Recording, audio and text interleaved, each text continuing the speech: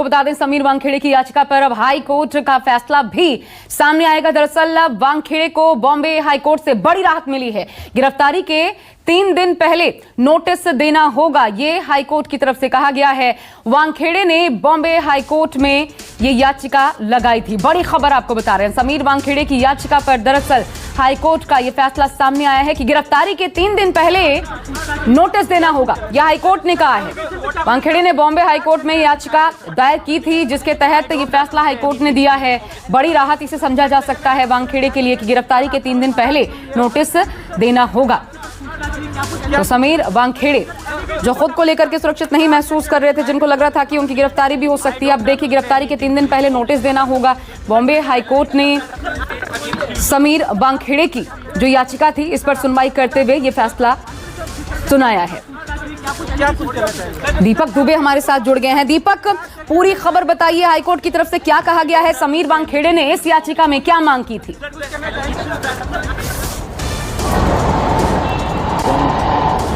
जी, आपको बता दें कि समीर वानखेड़े ने एक फ्रेश याचिका आज अभी कुछ समय पहले बॉम्बे हाई कोर्ट में दाखिल की थी। उसमें कहा गया था कि अगर इस पूरे मामले में जांच करनी है, जिस तरह के उनके ऊपर गंभीर आरोप लगे हैं, तो सीबीआई या एनआईए के द्वारा इस पूरे मामले की जांच की जाए। सेंट्रल एजेंसीज पर उन्हें भरोसा है, ना कि मुंबई पुलिस पर उन्हें भरोसा है, क्योंकि मुंबई पुलिस को लेकर उन्होंने चिंता जताई कि उन्हें डर है कि मुंबई पुलिस उन्हें कभी भी गिरफ्तार कर सकती है। ऐसे में हाईकोर्ट की तरफ से ये कहा गया है महाराष्ट्र सरकार के वकील को कि जब भी उनकी गिरफ्तारी करनी होगी, उससे 3 दिन पहले का नोटिस उन्हें देना होगा, यानी कि 3 दिन पहले उन्हें आगाह करना होगा इस पूरे मामले में। वो जांच जो पुलिसकर्मी होंगे उनके सामने हाजिर होंगे, यानी कि समीर वानखेड़े को इस पूरे मामले में एक बड़ी राहत मिली है बॉम्बे हाई कोर्ट से, क्योंकि समीर वानखेड़े के मामले में मुंबई पुलिस ने अपनी जांच पहले ही शुरू कर दी थी। एसीपी रैंक के अधिकारी को इसका मुखिया बनाया गया है। 4 सदस्यीय टीम है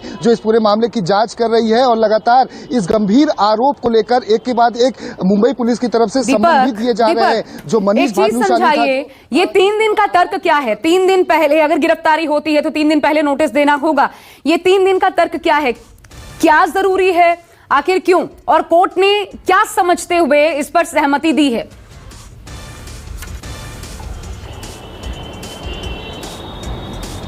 जी, आपको बता दें कि समीर वानखेड़े ने कई सारे पॉइंटर्स रखे हुए थे, जिसमें साफ तौर पर मुख्य बात यह कही गई थी कि मुंबई पुलिस इस पूरे मामले में उन्हें कहीं न कहीं गिरफ्तार कर सकती है, इसलिए उन्हें राहत दी जाए। और राहत के साथ साथ अगर इस पूरे मामले की जांच करनी है तो सेंट्रल एजेंसीज पर उन्हें भरोसा है। और इसी को देखते हुए जो महाराष्ट्र सरकार की तरफ से जो वकील थे, उन्हें ये आदेश दिया गया कि कोई भी आनन फानन में इस पूरे मामले में गिरफ्तारी नहीं होगी। इस मामले में समीर वानखेड़े को 3 दिन पहले की सूचना देनी होगी, नोटिस देना होगा। वो इस पूरी जांच में सहयोग करेंगे और जांच के लिए सामने आएंगे, उनसे पूछताछ की जाएगी, लेकिन आनन फानन में गिरफ्तारी नहीं होगी। और इसी को लेकर समीर वानखेड़े काफी डरे हुए थे कि मुंबई पुलिस ने जिस तरह से इस पूरे मामले में सुमोटो लिया हुआ है और एक जो साहिल करके जो शख्स है जिसने अपना बयान दर्ज करा हुआ है और गंभीर आरोप एक्सटॉर्शन से लेकर लगाए हुए हैं, वहीं आपको बता दें कि समीर वानखेड़े के खिलाफ मुंबई के 4 अलग अलग पुलिस स्टेशनों में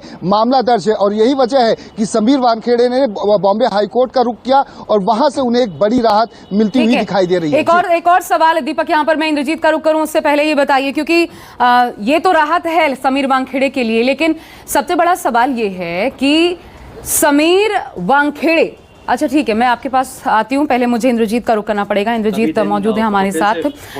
इंद्रजीत, इस पूरे मामले में अभी हमने डिस्कवरी भी दिखाई किस तरीके से वो जो निकाहनामा था वो एक सच्चाई बयां कर रहा है। एक नया गवाह भी सामने आ गया जो बता रहा है मनीष लीलाधर किस तरीके से प्रभाकर सेल, पूजा डडलानी, 10 लोगों की सीडीआर व्हाट्सएप को मॉडिफाई करने के लिए कहा गया था। इस पूरे अच्छा ठीक है, यहाँ 3 वर्किंग डेज का नोटिस दिया। राज्य सरकार की क्या भूमिका थी? राज्य सरकार ने क्या दलीलें रखी? वो आप राज्य सरकार के प्रोसिक्यूटर से राज्य सरकार समीर वानखेड़े की इंक्वायरी करेगी, ये आप उनसे पूछिए भाई साहब। मैं तो वानखेड़े का वकील हूँ, मेरे से वानखेड़े का। फिर से दोहराने सर, लाइव आप जा रहे हैं, आज आपने कोर्ट में पिटीशन फाइल किया था, क्या कहा था उस पिटीशन में और अदालत ने क्या? हमने पिटीशन में ये कहा था कि एक मेलाफाइडिंग इंटेंशन के साथ मेरे क्लाइंट के खिलाफ स्टेट गवर्नमेंट एक पर्सनल वेंडेटा लीज कर रही है। उसको रोकने के लिए कोर्ट की प्रोटेक्शन की आवश्यकता है। बहस सुनने के बाद, दलीलें सुनने के बाद फैसला ये हुआ कि 3 वर्किंग डेज का नोटिस दिया जाएगा अगर कुछ भी प्रोसीड करना है मेरे क्लाइंट के। Thank you sir.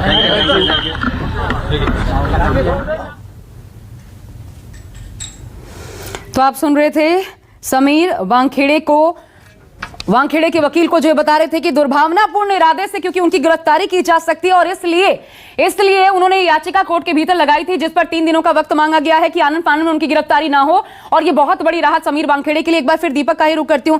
लेकिन दीपक, इसके अलावा एनआईए या सीबीआई जांच करे, ठीक, ये समझा जा सकता है। क्यों नहीं चाहते समीर वानखेड़े की मुंबई पुलिस जांच करे, लेकिन इस पक्ष को लेकर के कि एनआईए या सीबीआई जांच करे, ये जो चाहते थे वानखेड़े, इस पर हाईकोर्ट ने क्या कहा?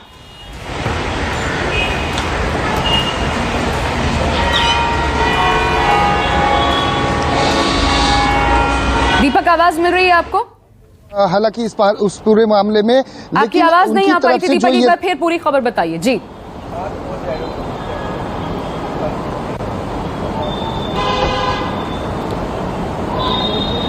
हमारा संपर्क टूट गया है। लेकिन आपको बता दें कि समीर वानखेड़े के वकील जो सामने आए थे, उन्होंने कहा क्योंकि दुर्भावनापूर्ण इरादे से उनको तुरंत गिरफ्तार किया जा सकता है आनन फानन में, इसलिए याचिका दी गई थी कि 3 दिन का लिमिट कम से कम उनके पास होना चाहिए। 3 दिन पहले बताना होगा अगर समीर वानखेड़े को इस मामले में गिरफ्तार किया जाता है। तो मैं दोबारा दीपक का रुख करूंगी, लेकिन उससे पहले इंद्रजीत सिंह मुंबई से हमारे साथ बने हुए हैं। इंद्रजीत, मनीष लीलाधर जो सामने आए और कहा प्रभाकर सेल, पूजा डडलानी और भी 10 लोग हैं जिनके सीडीआर व्हाट्सएप चैट को मॉडिफाई करने के लिए 2 लोगों की तरफ से कहा गया था।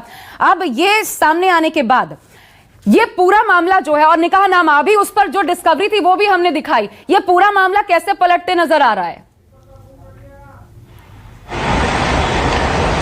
जी बिल्कुल, देखिए अब इस पूरे मामले में पूरा जो केस है वो मुंबई पुलिस के हाथ में चला गया और मुंबई पुलिस ने अब इस मामले में जांच शुरू कर दी है। यही कारण है कि समीर वानखेड़े को आज हाई कोर्ट की शरण लेनी पड़ी। इससे पहले समीर वानखेड़े सेशन कोर्ट में गए थे, वहां से उनको कोई राहत नहीं मिली थी, लेकिन हाई कोर्ट में मुंबई पुलिस ने या सरकार की तरफ से, महाराष्ट्र सरकार है उसकी तरफ से भी ये कहा गया कि हम 3 दिन पहले आपको एडवांस में नोटिस देंगे अगर गिरफ्तारी करनी होगी। तो यानी कि 3 दिन उनके पास समय होगा जो कि अंतरिम बेल के लिए वो कोर्ट में जा सकते हैं। ये एक उनके लिए बड़ी राहत की खबर है। लेकिन जैसा कि समीर वानखेड़े और उनके वकील चाहते थे कि इस मामले की जांच सीबीआई करे, एनआईए करे, ऐसा नहीं होगा। जो केस जहां दर्ज है वही एजेंसी जांच करेगी। कोर्ट ने ऐसा रुख स्पष्ट कर दिया है। तो कोई बहुत बड़ी राहत उनको नहीं मिली है। थोड़ी राहत जरूर है कि अगर कोई गिरफ्तारी करनी होगी मुंबई पुलिस को तो उससे पहले वो 3 दिन पहले उनको नोटिस देगी और उनके पास ये समय होगा कि वो अंतरिम बेल के लिए किसी भी कोर्ट को अप्रोच कर सके। तो ये एक बड़ी राहत है। दूसरी बात यह है कि मुंबई पुलिस ने इस मामले में जांच शुरू कर दी है। लगातार बयान दर्ज किए जा रहे हैं और जो शख्स की बात आप कर रही हैं उस शख्स ने भी काफी चौंकाने वाले खुलासे किए हैं, लेकिन उस जो बंगाली ने खुलासे किए हैं उसको भी मुंबई पुलिस देख रही है, क्योंकि मुंबई पुलिस कमिश्नर को उन्होंने कल ही लेटर लिखा था कि उनके पास 2 लोग अप्रोच हुए थे और इस तरह से ऑफर दिया था कि ये 3 काम करना है और 3 काम के बदले 5 लाख रुपए मिलने थे, 10,000 रुपए एडवांस दिए थे।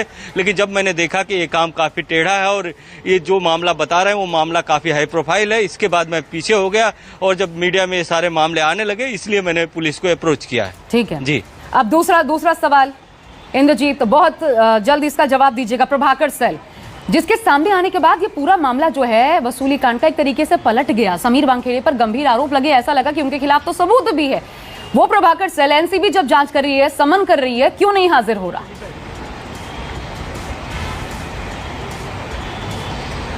जी बिल्कुल, प्रभाकर सेल अगर एनसीबी की बात करें तो उनके वकील का कहना है कि उनको सम्मन नहीं मिला है और प्रभाकर सेल अभी चूंकि मुंबई पुलिस में खुद डेली बयान दर्ज करा रहा है तो शायद वो एनसीबी की तरफ जाना भी नहीं चाहता है। शायद जिस पते पर सम्मन दिया गया हो उस पते पर प्रभाकर सेल नहीं हो, क्योंकि उनके वकील का बार बार यही कहना है कि हमको अभी तक सम्मन नहीं मिला है, इसलिए हम इन्वेस्टिगेशन ज्वाइन नहीं कर रहे हैं और हम जांच में सहयोग करेंगे।